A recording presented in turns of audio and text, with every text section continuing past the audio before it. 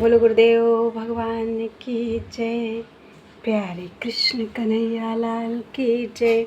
श्री विष्णु पुराण में चल रहा है पंचम अंश और 4 अध्याय हो चुके हैं। आज 5वें अध्याय से कन्हैया का जन्म हो चुका है। अब उनकी बाल लीलाएं। 5वां अध्याय पूतना वध।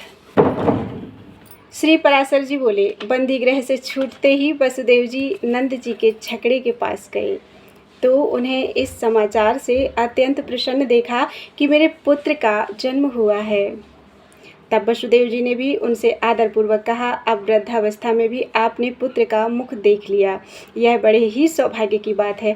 आप लोग जिस लिए यहाँ आए थे वह राजा का सारा वार्षिक कर दे ही चुके हैं। यहाँ धनवान पुरुषों को और अधिक नहीं ठहरना चाहिए। आप लोग जिस लिए यहाँ आए थे वह कार्य पूरा हो चुका है। अब और अधिक किस लिए ठहरे हुए हैं? यहाँ देर तक ठहरना ठीक नहीं है। अतः हे नंद जी, आप लोग शीघ्र ही अपने गोकुल को जाइए। वहाँ पर रोहिणी से उत्पन्न हुआ जो मेरा पुत्र है उसकी भी आप उसी तरह रक्षा कीजिएगा जैसे आपने इस बालक की। वसुदेव जी के ऐसा कहने पर नंद आदि महाबलवान गोपगण छकड़ों में रखकर लाए हुए भांडों से कर चुकाकर चले गए। उनके गोकुल में रहते समय बालघातिनी पूतना ने रात्रि के समय सोए हुए कृष्ण को गोद में लेकर उनके मुख में अपना स्तन दे दिया। रात्रि के समय पूतना जिस बालक के मुख में अपना स्तन दे देती थी उसी का शरीर तत्काल नष्ट हो जाता था। कृष्णचंद्र ने क्रोधपूर्वक उसके स्तन को अपने हाथों से खूब दबाकर पकड़ लिया और उसे उसके प्राणों के सहित पीने लगे। तब स्नायु बंधनों के शिथिल हो जाने से पूतना घोर शब्द करती हुई मरते समय महाभयंकर रूप धारण कर पृथ्वी पर गिर पड़ी। उसके घोर नाद को सुनकर भयभीत ब्रजवासीगण जाग उठे और देखा कि कृष्ण पूतना की गोद में है और वह मारी गई है। हे द्विजोत्तम, तब भयभीता यशोदा ने कृष्ण को गोद में लेकर उन्हें गौ की पूंछ से झाड़कर बालक का गृह दोष निवारण किया। नंदगोप ने भी आगे के वाक्य कहकर विधि पूर्वक रक्षा करते हुए कृष्ण के मस्तक पर गोबर का चूर्ण लगाया। नंदगोप बोले, जिनकी नाभि से प्रकट हुए कमल से संपूर्ण जगत उत्पन्न हुआ है, वे संपूर्ण भूतों के आदि स्थान श्री हरि तेरी रक्षा करें। जिनकी दाढ़ों के अग्रभाग पर स्थापित होकर भूमि संपूर्ण जगत को धारण करती है, वे 12 रूपधारी श्री केशव तेरी रक्षा करें। जिन विभु ने अपने नखाग्रों से शत्रु के वक्ष स्थल को विदीर्ण कर दिया था, वे नरसिंह रूपधारी जनार्दन तेरी सर्वत्र रक्षा करें। जिन्होंने क्षण मात्र में सशस्त्र त्रिविक्रम रूप धारण करके अपने 3 पगों से त्रिलोकी को नाप लिया था, वे वामन भगवान तेरी सर्वदा रक्षा करें। गोविंद तेरे सिर की, केशव कंठ की, विष्णु गुह्य स्थान की और जठर की तथा जनार्दन जंघा की और चरणों की रक्षा करें। तेरे मुख में बाहु, प्रबाहु, मन और संपूर्ण इंद्रियों की अखंड ऐश्वर्य से संपन्न अविनाशी श्री नारायण रक्षा करें। तेरे अनिष्ट करने वाले जो प्रेत, कूष्मांड और राक्षस हों, वे सारंग, धनुष, चक्र और गदा धारण करने वाले विष्णु भगवान की शंख ध्वनि से नष्ट हो जाएं। भगवान वैकुंठ दिशाओं में, मधुसूदन विदिशाओं में अर्थात कोणों में, ऋषिकेश आकाश में तथा पृथ्वी को धारण करने वाले श्री शेष जी पृथ्वी पर तेरी रक्षा करें। श्री पराशर जी बोले, इस प्रकार स्वस्ति वाचन कर नंदगोप ने बालक कृष्ण को छकड़े के नीचे एक खटोले पर सुला दिया। मरी हुई पूतना के महान कलेवर को देखकर उन सभी गोपों को अत्यंत भय और विस्मय हुआ। इति श्री विष्णु पुराणे पंचमे अंशे पंचमो अध्यायः। बोलो वृंदावन बिहारी लाल की जय। 6वां अध्याय सकट भंजन, यमलार्जुन उद्धार, ब्रजवासियों का गोकुल से वृंदावन में जाना और वर्षा वर्णन। श्री पराशर जी बोले, एक दिन छकड़े के नीचे सोए हुए मधुसूदन ने दूध के लिए रोते रोते ऊपर को लात मारी। उनकी लात लगते ही वह छकड़ा लौट गया। उसमें रखे हुए कुंभ और भांड आदि फूट गए और वह उल्टा जा पड़ा। हे द्विज, उस समय हाहाकार मच गया। समस्त गोप गोपीगण वहां आ पहुंचे और उस बालक को उतान सोए हुए देखा। तब गोपगण पूछने लगे कि इस छकड़े को किसने उलट दिया। तो वहाँ पर खेलते हुए बालकों ने कहा कि इस कृष्ण ने ही गिराया है। हमने अपनी आंखों से देखा है कि रोते रोते इसकी लात लगने से ही यह छकड़ा गिरकर उलट गया है, यह और किसी का काम नहीं है। यह सुनकर गोपगण के चित्त में अत्यंत विस्मय हुआ तथा नंदगोप ने अत्यंत चकित होकर बालक को उठा लिया। फिर यशोदा ने भी छकड़े में रखे हुए फूटे भांडों को टुकड़ों की और उस छकड़े की दही, पुष्प, अक्षत और फल आदि से पूजा की। इसी समय वसुदेव जी के कहने से गर्गाचार्य ने गोपों से छिपे छिपे गोकुल में आकर उन दोनों बालकों के द्विजोचित संस्कार किए। उन दोनों के नामकरण संस्कार करते हुए महामती गर्ग जी ने बड़े का नाम राम और छोटे का कृष्ण बतलाया। हे विप्र, वे दोनों बालक थोड़े ही दिनों में गौओं के गोष्ठ में रेंगते रेंगते हाथ और घुटनों के बल चलने वाले हो गए। गोबर और राख भरे शरीर से इधर उधर घूमते हुए उन बालकों को यशोदा और रोहिणी रोक भी नहीं पाती थी। कभी वे गौओं के घोष में खेलते और कभी बछड़ों के मध्य में चले जाते तथा कभी उसी दिन जन्मे हुए बछड़ों की पूंछ पकड़कर खींचने लगते। एक दिन जब यशोदा सदा एक ही स्थान पर साथ साथ खेलने वाले उन दोनों अत्यंत चंचल बालकों को ना रोक सकी तो उसने अनायास ही सब कर्म करने वाले कृष्ण को रस्सी से कटिभाग में कसकर ऊखल में बांध दिया और रोषपूर्वक इस प्रकार कहने लगी, अरे चंचल, अब तुझमें सामर्थ्य हो तो चला जा। ऐसा कहकर कुटुंबिनी यशोदा अपने घर के काम धंधे में लग गई। उसके गृह कार्य में व्यग्र हो जाने पर कमल नयन कृष्ण ऊखल को खींचते खींचते यमलार्जुन के बीच में गए और उन दोनों वृक्षों के बीच में तिरछी पड़ी हुई ऊखल को खींचते हुए उन्होंने ऊंची शाखाओं वाले यमलार्जुन वृक्ष को उखाड़ डाला। तब उनके उखड़ने का कटकट शब्द सुनकर वहां ब्रजवासी लोग दौड़ आए और उन दोनों महावृक्षों को तथा उनके बीच में कमर में रस्सी से कसकर बंधे हुए बालक को नन्हे अल्प दांतों की श्वेत किरणों से शुभ्र हास करते देखा। तभी से रस्सी से बंधने के कारण उनका नाम दामोदर हो गया। तब नंदगोप आदि समस्त वृद्ध गोपों ने महान उत्पातों के कारण अत्यंत भयभीत होकर आपस में यह सलाह की, अब इस स्थान पर रहने का हमारा कोई प्रयोजन नहीं है, हमें किसी और महावन को चलना चाहिए, क्योंकि यहाँ नाश के कारण स्वरूप पूतना वध, छकड़े का लौट जाना तथा आंधी आदि किसी दोष के बिना ही वृक्षों का गिर पड़ना इत्यादि बहुत से उत्पात दिखाई पड़ते हैं। अतः जब तक कोई भूमि संबंधी महान उत्पात ब्रज को नष्ट ना करे तब तक शीघ्र ही हम लोग इस स्थान से वृंदावन को चलें। इस प्रकार वे समस्त ब्रजवासी चलने का विचार कर अपने अपने कुटुंब के लोगों से कहने लगे, शीघ्र ही चलो, देरी मत करो। तब वे ब्रजवासी वत्सपाल दल बांधकर एक क्षण में ही छकड़ों और गौओं के साथ उन्हें हाँकते हुए चल दिए। हे द्विज, वस्तुओं के अवशिष्टांशों से युक्त वह ब्रजभूमि क्षण भर में ही काक तथा भास आदि पक्षियों से व्याप्त हो गई। तब लीला बिहारी भगवान कृष्ण ने गौओं की अभिवृद्धि की इच्छा से अपने शुद्ध चित्त से वृंदावन अर्थात नित्य वृंदावन धाम का चिंतन किया। इससे हे द्विजोत्तम, अत्यंत रुक्ष ग्रीष्म काल में भी वहाँ वर्षा ऋतु के समान सब ओर नवीन दूब उत्पन्न हो गई। तब समस्त ब्रजवासी चारों ओर अर्धचंद्राकार से छकड़ों की बाड़ लगाकर वृंदावन में रहने लगे। तदनंतर राम और कृष्ण भी बछड़ों के रक्षक हो गए और एक स्थान पर रहकर गोष्ठ में बाल लीला करते हुए विचरने लगे। बगल में काम चल रहा है तो वो घुम्मे पटक देते हैं।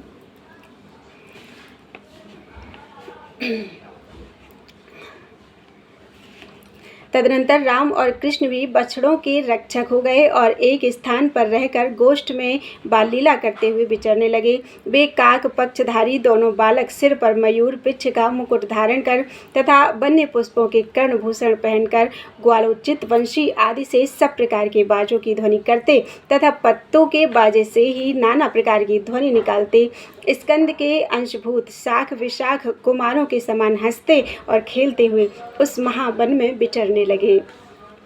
कभी एक दूसरे को अपनी पीठ पर ले जाते तथा कभी अन्य ग्वाल वालों के साथ खेलते हुए वे बछड़ों को चराते और साथ साथ घूमते रहते। इस प्रकार उस महाब्रज में रहते रहते कुछ समय बीत जाने पर वे निखिल लोकपालक वत्सपाल 7 वर्ष के हो गए।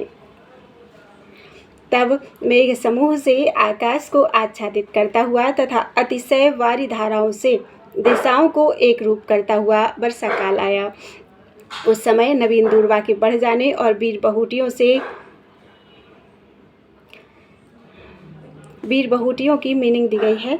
एक प्रकार के लाल कीड़े जो वर्षा काल में उत्पन्न होते हैं उन्हें शक्रगोप और वीर बहुटी कहते हैं। तो वीर बहुटियों से व्याप्त हो जाने के कारण पृथ्वी पद्म राग विभूषिता मरकतमयी सी जान पड़ने लगी। जिस प्रकार नया धन पाकर दुष्ट पुरुषों का चित्त उच्छृंखल हो जाता है, उसी प्रकार नदियों का जल सब ओर अपना निर्दिष्ट मार्ग छोड़कर बहने लगा। जैसे मूर्ख मनुष्यों की धृष्टतापूर्ण उक्तियों से अच्छे वक्ता की वाणी भी मलिन पड़ जाती है, वैसे ही मलिन मेघों से आच्छादित रहने के कारण निर्मल चंद्रमा भी शोभाहीन हो गया। जिस प्रकार विवेकहीन राजा के संग में गुणहीन मनुष्य भी प्रतिष्ठा प्राप्त कर लेता है, उसी प्रकार आकाश मंडल में गुण रहित इंद्रधनुष स्थित हो गया। दुराचारी पुरुष में कुलीन पुरुष की निष्कपट शुभ चेष्टा के समान मेघमंडल में बगुलों की निर्मल पंक्ति सुशोभित होने लगी। श्रेष्ठ पुरुष के साथ दुर्जन की मित्रता के समान अत्यंत चंचला विद्युत आकाश में स्थिर न रह सकी। महामूर्ख मनुष्यों की अन्यार्थिका उक्तियों के समान मार्ग तृण और दूब समूह से आच्छादित होकर अस्पष्ट हो गए। उस समय उन्मत्त मयूर और चातकगण से सुशोभित महावन में कृष्ण और राम प्रसन्नतापूर्वक गोप कुमारों के साथ विचरने लगे। वे दोनों कभी गौओं के साथ मनोहर गान और तान छेड़ते और कभी अत्यंत शीतल वृक्ष तल का आश्रय लेते हुए विचरते रहते थे। वे कभी तो कदम्ब पुष्पों के हार से विचित्र वेश बना लेते, कभी मयूर पिच्छ की माला से सुशोभित होते और कभी नाना प्रकार की पर्वतीय धातुओं से अपने शरीर को लिप्त कर लेते थे। कभी कुछ झपकी लेने की इच्छा से पत्तों की सैया पर लेट जाते और कभी मेघ के गरजने पर हा हा करके कोलाहल मचाने लगते। कभी दूसरे गोपों के गाने पर आप दोनों उनकी प्रशंसा करते और कभी ग्वालों की सी बांसुरी बजाते हुए मयूर की बोली का अनुकरण करने लगते। इस प्रकार वे दोनों अत्यंत प्रीति के साथ नाना प्रकार के भावों से परस्पर खेलते हुए प्रसन्न चित्त से उस वन में विचरने लगी। सायंकाल के समय वे महाबली बालक वन में यथायोग्य विहार करने के अनंतर गऊ और ग्वाल वालों के साथ ब्रज में लौट आते थे। इस तरह अपने समवयस्क गोपगण के साथ देवताओं के समान क्रीड़ा करते हुए वे महातेजस्वी राम और कृष्ण वहाँ रहने लगे। इति श्री विष्णु पुराणे पंचमे अंशे षष्ठो अध्यायः। बोलो वृंदावन बिहारी लाल की जय। 7वां अध्याय कालिया दमन। श्री पराशर जी बोले, एक दिन राम को बिना साथ लिए कृष्ण अकेले ही वृंदावन को गए और वहां वन्य पुष्पों की मालाओं से सुशोभित होकर गोप गण से घिरे हुए विचरने लगे। घूमते घूमते वे चंचल तरंगों से शोभित यमुना के तट पर जा पहुँचे, जो किनारों पर फेन के इकट्ठे हो जाने से मानो सब ओर से हंस रही थी। यमुना जी में उन्होंने विषाग्नि से संतप्त जल वाला कालिया नाग का महाभयंकर कुंड देखा। उसकी विषाग्नि के प्रसार से किनारे के वृक्ष जल गए थे और वायु के थपेड़ों से उछलते हुए जल कणों का स्पर्श होने से पक्षीगण दग्ध हो जाते थे, मृत्यु के अपर मुख के समान। उस महाभयंकर कुंड को देखकर भगवान मधुसूदन ने विचार किया, इसमें दुष्टात्मा कालिया नाग रहता है, जिसका विष ही शस्त्र है और जो दुष्ट मुझ अर्थात मेरी विभूति गरुण से पराजित होकर समुद्र को छोड़कर भाग आया है। इसने इस समुद्रगामिनी संपूर्ण यमुना को दूषित कर दिया है। अब इसका जल प्यासे मनुष्यों और गौओं के भी काम में नहीं आता है। अतः मुझे इस नागराज का दमन करना चाहिए, जिससे ब्रजवासी लोग निर्भय होकर सुखपूर्वक रह सकें। इनको मार्गगामी दुरात्माओं को शांत करना चाहिए, इसलिए ही तो मैंने इस लोक में अवतार लिया है। अतः अब मैं इस ऊंची ऊंची शाखाओं वाले पास ही के कदम्ब वृक्ष पर चढ़कर वायुभक्षी नागराज के कुंड में कूदता हूँ। श्री पराशर जी बोले, हे मैत्रेय, ऐसा विचार कर भगवान अपनी कमर कसकर वेगपूर्वक नागराज के कुंड में कूद पड़े। उनके कूदने से उस महाहृद ने अत्यंत क्षोभित होकर दूर स्थित वृक्षों को भी भिगो दिया। उस सर्प के विषम विष की ज्वाला से तपे हुए जल से भीगने के कारण ये वृक्ष तुरंत ही जल गए और उनकी ज्वालाओं से संपूर्ण दिशाएं व्याप्त हो गईं। तब कृष्णचंद्र ने उस नागकुंड में अपनी भुजाओं को ठोंका। उनका शब्द सुनते ही वह नागराज तुरंत उनके सम्मुख आ गया। उसके नेत्र क्रोध से कुछ ताम्रवर्ण हो रहे थे, मुखों से अग्नि की लपटें निकल रही थीं और वह महाविषैले अन्य वायुभक्षी सर्पों से घिरा हुआ था। उसके साथ में मनोहर हारों से भूषिता और शरीर कंपन से हिलते हुए कुंडलों की कांति से सुशोभिता सैकड़ों नागपत्नियां थीं। तब सर्पों ने कुंडलाकार होकर कृष्णचंद्र को अपने शरीर से बांध लिया और अपने विषाग्नि संतप्त मुखों से काटने लगे। तदनंतर गोपगण कृष्णचंद्र को नागकुंड में गिरा हुआ और सर्पों के फणों से पीड़ित होता देखकर ब्रज में चले आए और शोक से व्याकुल होकर रोने लगे। गोपगण बोले, आओ आओ, देखो यह कृष्ण काली दह में डूबकर मूर्छित हो गया है। देखो इसे नागराज खाए जाता है। वज्रपात के समान उनके इस अमंगल वाक्यों को सुनकर गोपगण और यशोदा आदि गोपियां तुरंत ही काली दह पर दौड़ाईं। हाय हाय, वे कृष्ण कहाँ गए? इस प्रकार अत्यंत व्याकुलतापूर्वक रोती हुई गोपियां यशोदा के साथ शीघ्रता से गिरती पड़ती चली। नंद जी तथा अन्य गोपगण और अद्भुत विक्रमशाली बलराम जी भी कृष्ण दर्शन की लालसा से शीघ्रतापूर्वक यमुना तट पर आए। वहां आकर उन्होंने देखा कि कृष्णचंद्र सर्पराज के चंगुल में फंसे हुए हैं और उसने उन्हें अपने शरीर से लपेट कर निरुपाय कर दिया है।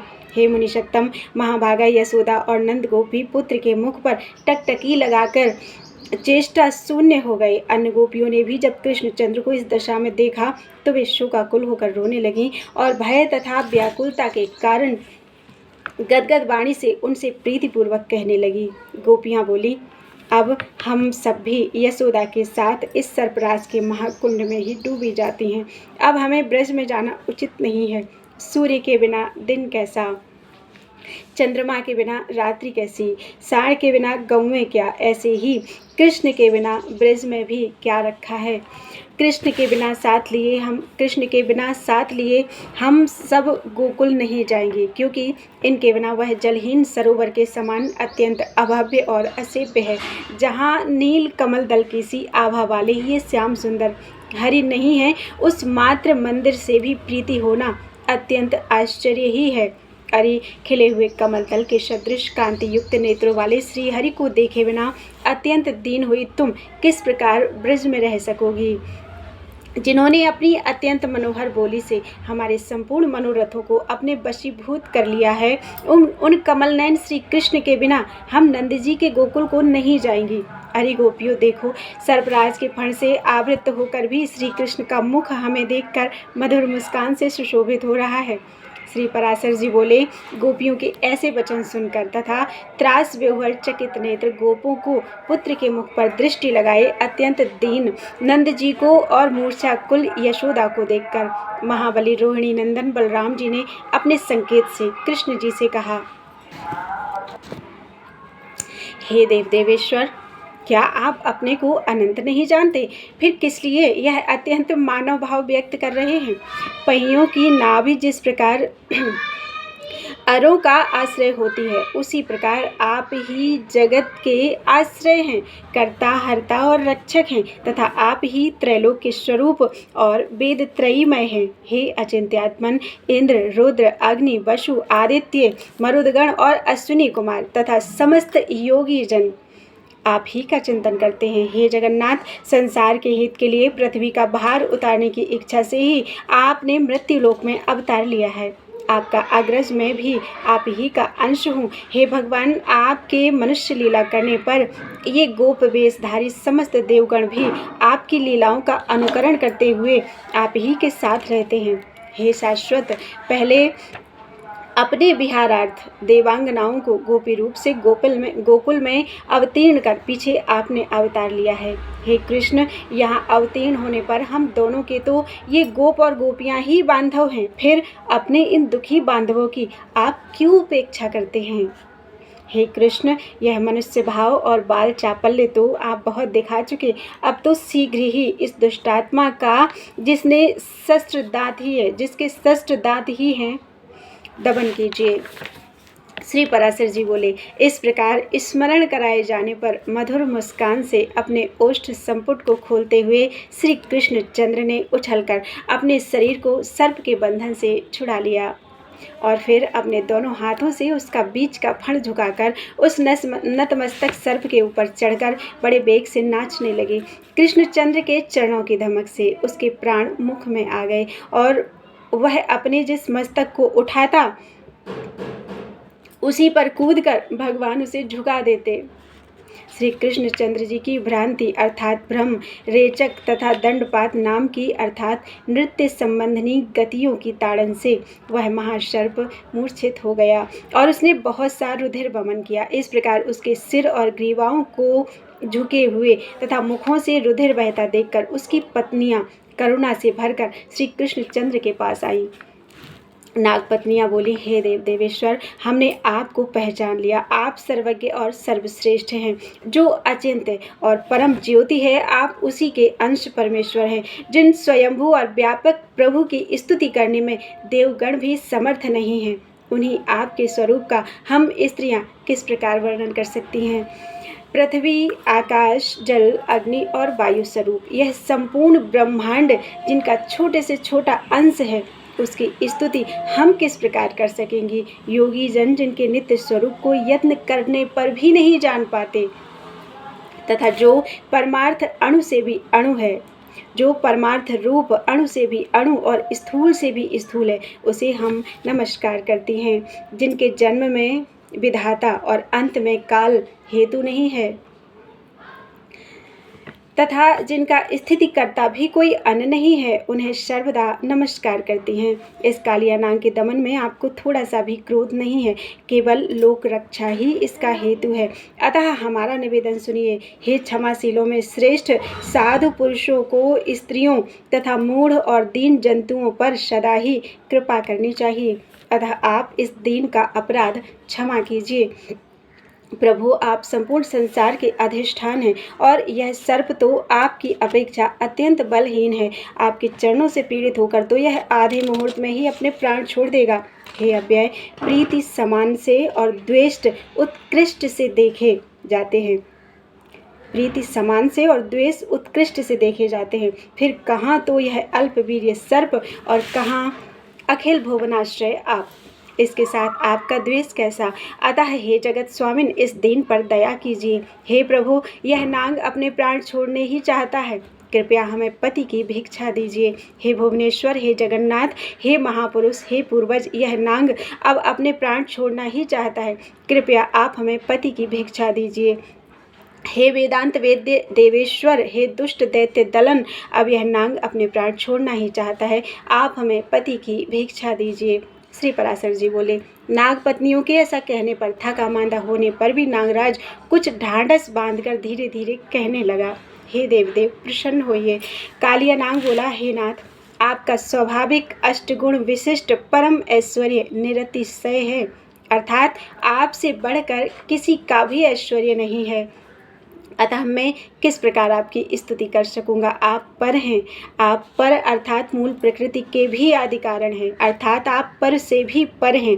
हे परात्मक, पर की प्रवृत्ति भी आप ही से हुई है, अतः आप पर से भी पर हैं। फिर मैं किस प्रकार आपकी स्तुति कर सकूंगा, जिनसे ब्रह्मा, रुद्र, चंद्र, इंद्र, मरुदगण, अश्विनी कुमार, वसुगण और आदित्य आदि सभी उत्पन्न हुए हैं, उन आपकी मैं किस प्रकार स्तुति कर सकूंगा। यह संपूर्ण जगत जिनके काल्पनिक अवयव का एक सूक्ष्म अवयव अंश मात्र है, उन आपकी मैं किस प्रकार स्तुति कर सकूंगा। जिन सदशत अर्थात कार्य कारण स्वरूप के वास्तविक रूप को ब्रह्मा आदि देवेश्वर गण भी नहीं जानते, उन आपकी मैं किस प्रकार स्तुति कर सकूंगा। जिनकी पूजा ब्रह्मा आदि देवगण नंदन वन के पुष्प, गंध और अनुलेपन आदि से करते हैं, उन आपकी मैं किस प्रकार पूजा कर सकता हूँ। देवराज इंद्र जिनके अवतार रूपों की सर्वदा पूजा करते हैं तथापि यथार्थ रूप को नहीं जान पाते, उन आपकी मैं किस प्रकार पूजा कर सकता हूँ। योगी गण अपनी समस्त इंद्रियों को उनके विषयों से खींचकर जिनका ध्यान द्वारा पूजन करते हैं, उन आपकी मैं किस प्रकार पूजा कर सकता हूँ। जिन प्रभु के स्वरूप की चित्त में भावना करके योगी जन भावमय पुष्प आदि से ध्यान द्वारा उपासना करते हैं, उन आपकी मैं किस प्रकार पूजा कर सकता हूँ। हे देव देवेश्वर, आपकी पूजा अथवा स्तुति करने में मैं सर्वथा असमर्थ हूँ। मेरी चित्त वृत्ति तो केवल आपकी कृपा की ही ओर लगी हुई है, अतः आप मुझ पर प्रसन्न होइए। हे केशव, मेरा जिसमें जन्म हुआ है वह सर्प जाति अत्यंत क्रूर होती है, यह मेरा जातीय स्वभाव है। हे अच्युत, इसमें मेरा कोई अपराध नहीं है। इस संपूर्ण जगत की रचना और संहार आप ही करते हैं। संसार की रचना के साथ उसके जाति रूप और स्वभावों को भी आप ही बनाते हैं। हे ईश्वर, आपने मुझ जाति रूप और स्वभाव से युक्त करके मुझे जैसा भी बनाया है उसी के अनुसार मैंने यह चेष्टा भी की है। हे देवदेव, यदि मेरा आचरण विपरीत हो तब तो अवश्य आपके कथनानुसार मुझे दंड देना उचित है। तथापि हे जगत स्वामिन, आपने मुझ आज्ञा को जो दंड दिया है वह आपसे मिला हुआ दंड मेरे लिए कहीं अच्छा है, किंतु दूसरे का बर भी अच्छा नहीं। अच्युत, आपने मेरे पुरुषार्थ और विष को नष्ट करके मेरा भली प्रकार मान मर्दन किया है। अब केवल मुझे प्राणदान दीजिए और आज्ञा कीजिए कि मैं क्या करूं। श्री भगवान बोले, हे सर्प, अब तुझे इस यमुना जल में नहीं रहना चाहिए। तू शीघ्र ही अपने पुत्र और परिवार के सहित समुद्र के जल से चला जा। तेरे मस्तक पर मेरे चरण चिन्हों को देखकर समुद्र में रहते हुए भी सर्पों का शत्रु गरुड़ तुझ पर प्रहार नहीं करेगा। श्री पराशर जी बोले, सर्पराज कालिया से ऐसा कहकर भगवान हरि ने उसे छोड़ दिया और वह उन्हें प्रणाम करके समस्त प्राणियों के देखते देखते अपने सेवक, पुत्र, बंधु और स्त्रियों सहित अपने उस कुंड को छोड़कर समुद्र को चला गया। सर्प के चले जाने पर गोपगण लौटे हुए मृत पुरुष के समान कृष्णचंद्र को आलिंगन कर प्रीतिपूर्वक उनके मस्तक को नेत्र जल से भिगोने लगे। कुछ अन्य गोपगण यमुना को स्वच्छ जल वाली देखकर प्रसन्न होकर लीला बिहारी कृष्णचंद्र की विस्मित चित्त से स्तुति करने लगे। तदनंतर अपने उत्तम चरित्रों के कारण गोपियों से गीयमान और गोपों से प्रशंसित होते हुए कृष्णचंद्र ब्रज में चले आए। इति श्री विष्णु पुराणे पंचमे अंशे सप्तमो अध्यायः। बोलो वृंदावन बिहारी लाल की जय। आठवां अध्याय धेनुकासुर वध। श्री पराशर जी बोले, एक दिन बलराम और कृष्ण साथ ही साथ गौ चराते अति रमणीय तालवन में आए। उस दिव्य तालवन में धेनुक नामक एक गधे के आकार वाला दैत्य मृग मांस का आहार करता हुआ सदा रहा करता था। उस तालवन को पके फलों की संपत्ति से संपन्न देखकर उन्हें तोड़ने की इच्छा से गोपगण बोले। गोपों ने कहा, भैया राम और कृष्ण, तुम इस भूमि प्रदेश की रक्षा सदा धेनुकासुर करता है, इसलिए यहाँ ऐसे पके पके फल लगे हुए हैं। अपनी गंध से संपूर्ण दिशाओं को आमोदित करने वाले ये ताल फल तो देखो, हमें इन्हें खाने की इच्छा है। यदि आपको अच्छा लगे तो थोड़े से झाड़ दीजिए। श्री पराशर जी बोले, गोप कुमारों के ये वचन सुनकर बलराम जी ने ऐसा ही करना चाहिए यह कहकर फल गिरा दिए और पीछे कुछ फल कृष्णचंद्र ने भी पृथ्वी पर गिराए। गिरते हुए फलों का शब्द सुनकर वह दुर्धर्ष और दुरात्मा गर्दभासुर क्रोधपूर्वक दौड़ाया और उस महाबलवान असुर ने अपने पिछले 2 पैरों से बलराम जी की छाती में लात मारी। बलराम जी ने उसके उन पैरों को पकड़ लिया और आकाश में घुमाने लगी। जब वह निर्जीव हो गया तो उसे अत्यंत वेग से उस ताल वृक्ष पर ही दे मारा। उस गधे ने गिरते गिरते उस ताल वृक्ष से बहुत से फल इस प्रकार गिरा दिए जैसे प्रचंड वायु बादलों को गिरा दे। उसके सजातीय अन्य गर्दभासुरों के आने पर भी कृष्ण और राम ने उन्हें अनायास ही ताल वृक्षों पर पटक दिया। हे मैत्रेय, इस प्रकार एक क्षण में ही पके हुए ताल फलों और गर्दभासुरों के देहों से विभूषिता होकर पृथ्वी अत्यंत सुशोभित होने लगी। हे द्वेष, तब से उस तालवन में गौएं निर्विघ्न होकर सुखपूर्वक नवीन तृण चरने लगी, जो उन्हें पहले कभी चरने को नसीब नहीं हुआ था। इति श्री विष्णु पुराणे पंचमे अंशे अष्टमो अध्यायः। बोलो वृंदावन बिहारी लाल की जय।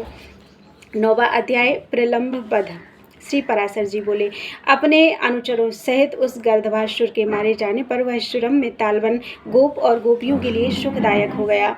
तदनंतर धेनुकासुर को मारकर वे दोनों वसुदेव पुत्र प्रसन्न मन से भांडेर नामक वटवृक्ष के तले आए।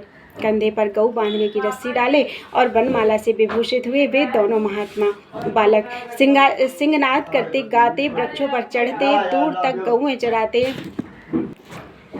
तथा उनका नाम ले लेकर पुकारते हुए नए सींगों वाले बछड़ों के समान सुशोभित हो रहे थे। उन दोनों के वस्त्र क्रमशः सुनहरी और श्याम रंग से रंगे हुए थे, अतः वे इंद्रधनुष युक्त श्वेत और श्याम मेघ के समान जान पड़ते थे। वे समस्त लोकपालों के प्रभु पृथ्वी पर अवतीर्ण होकर नाना प्रकार की लौकिक लीलाओं से परस्पर खेल रहे थे। मनुष्य धर्म में तत्पर रहकर मनुष्यता का सम्मान करते हुए वे मनुष्य जाति के गुणों की क्रीड़ाएं करते हुए वन में विचर रहे थे। वे दोनों महाबली बालक कभी झूला में झूलकर, कभी परस्पर मल्ल युद्ध कर और कभी पत्थर फेंक कर नाना प्रकार से व्यायाम कर रहे थे। इसी प्रकार उन दोनों खेलते हुए बालकों को उठा ले जाने की इच्छा से प्रलंब नामक दैत्य गोप वेश में अपने को छिपाकर वहां आया। दानव श्रेष्ठ प्रलंब मनुष्य ना होने पर भी मनुष्य रूप धारण कर निशंक भाव से उन बालकों के बीच घुस गया। उन दोनों की असावधानता का अवसर देखने वाले उस दैत्य ने कृष्ण को तो सर्वथा अजेय समझा, अतः उसने बलराम जी को मारने का निश्चय किया। तदनंतर वे समस्त ग्वालबाल हरिणा क्रीडन एक खेल है जिसकी व्याख्या दी गई है। एक निश्चित लक्ष्य के पास दो दो बालक एक साथ हिरण की भांति उछलते हुए जाते हैं। जो दोनों में पहले पहुंच जाता है वही विजयी होता है। हारा हुआ बालक जीते हुए को अपनी पीठ पर चढ़ाकर मुख्य स्थान तक ले आता है। यही हरिणा क्रीडन है। तो हरिणा क्रीडन करते हुए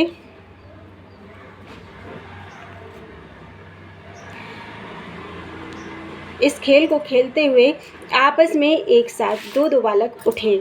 तब श्री रामा के साथ कृष्णचंद्र, प्रलंब के साथ बलराम और इसी प्रकार अन्य गोपों के साथ और ग्वालबाल होड़ बदलकर उछलते हुए चलने लगे। अंत में कृष्णचंद्र ने श्री रामा को, बलराम जी ने प्रलंब को तथा अन्य कृष्ण पक्षीय गोपों ने अपने अपने प्रतिपक्षियों को हरा दिया। उस खेल में जो जो बालक हारे थे वे सब जीतने वालों को अपने अपने कंधों पर चढ़ाकर भांडीर बट तक ले जाकर वहां से फिर लौट आए। किंतु प्रलंबासुर अपने कंधे पर बलराम जी को चढ़ाकर चंद्रमा के सहित मेघ के समान अत्यंत वेग से आकाश मंडल को चल दिया। वह दानव श्रेष्ठ रोहिणी नंदन श्री बलभद्र जी को भार को सहन ना कर सकने के कारण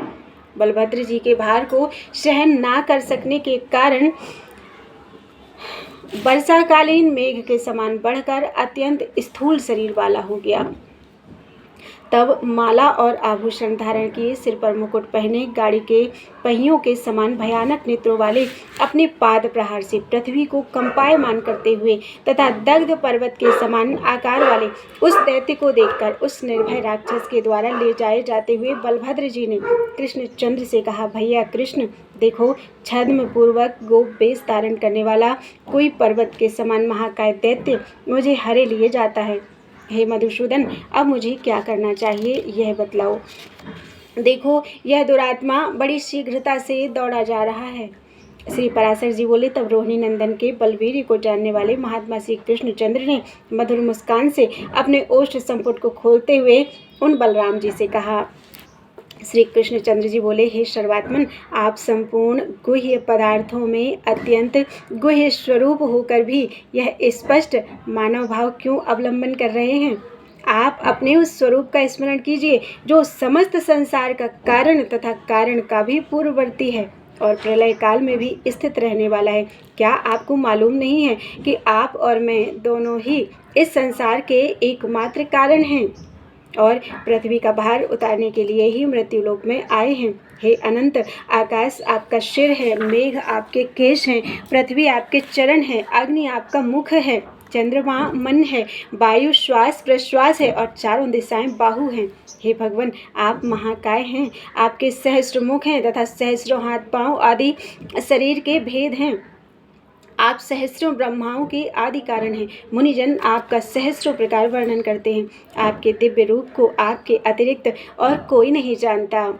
अतः समस्त देवगण आपके अवतार रूप की ही उपासना करते हैं। क्या आपको विदित नहीं है कि अंत में यह संपूर्ण विश्व आप ही में लीन हो जाता है।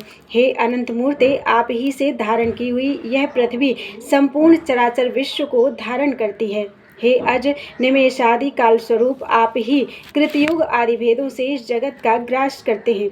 जिस प्रकार बड़वानल से पिया हुआ जल वायु द्वारा हिमालय तक पहुँचाए जाने पर हिम का रूप धारण कर लेता है और फिर सूर्य किरणों का संयोग होने से जल रूप हो जाता है, उसी प्रकार है ईश यह समस्त जगत रुद्रादि रूप से आप ही के द्वारा विनष्ट होकर आप परमेश्वर के ही अधीन रहता है और फिर प्रत्येक कल्प में आपके ही अर्थात हिरण्यगर्भ रूप से सृष्टि रचना में प्रवृत्त होने पर यह विराट रूप से स्थूल जगत रूप हो जाता है।